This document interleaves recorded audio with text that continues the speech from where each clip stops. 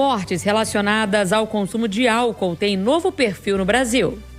Na última década, as mortes de pessoas com mais de 55 anos por doenças relacionadas ao consumo de álcool ficaram mais comuns no Brasil. A conclusão é do relatório Álcool e Saúde dos Brasileiros, elaborado pelo Centro de Informações sobre Saúde e Álcool. O estudo concluiu que entre 2010 e 2022, a porcentagem de brasileiros com mais de 55 anos entre os que morreram por consumo excessivo de álcool subiu de 42% para 55%. E a porcentagem de internações pelo mesmo motivo dessa faixa etária subiu de 22% para 35%. A médica geriatra Bárbara Correia explica que a meia-idade é um período em que a bebida alcoólica começa a trazer mais problemas de saúde. Está chegando mais paciente na meia-idade bebendo, o que a gente não via habitualmente nas pesquisas anteriores.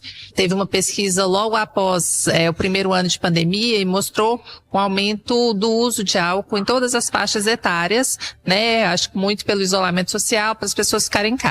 Por esta faixa que mostrou essa pesquisa atual, né, nos 55 anos, isso mostra que o impacto do álcool está sendo maior nessa faixa etária e eles estão bebendo mais. Então, impressiona pelo percentual que aumentou. O uso do álcool, né, a partir dessa idade, qual que é o problema maior dele?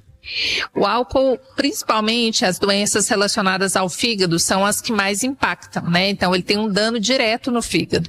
Então, a gente tem aumento da incidência de câncer de fígado, de cirrose e muitas pessoas também já têm hábitos de vida que levam a aumento de gordura no fígado. Então, você junta dois fatores, o sedentarismo junto com o álcool, o dano no fígado é grande, o que leva também ao aumento no número de mortes, em função de doenças hepáticas ligadas principalmente ao uso do álcool. Estão relacionadas aí as doenças hepáticas e também você tem um aumento da doença cardiovascular. É um fator de risco para você ter mais evento cardiovascular. Infarto, AVC. Tem alguns fatores que contribuem para isso, é questão de ser homem ou mulher, se bebe desde cedo, alguns outros fatores aí. Isso prejudica, mas o impacto para a mulher mais velha é maior do que para o homem, muito por questão de metabolismo hepático.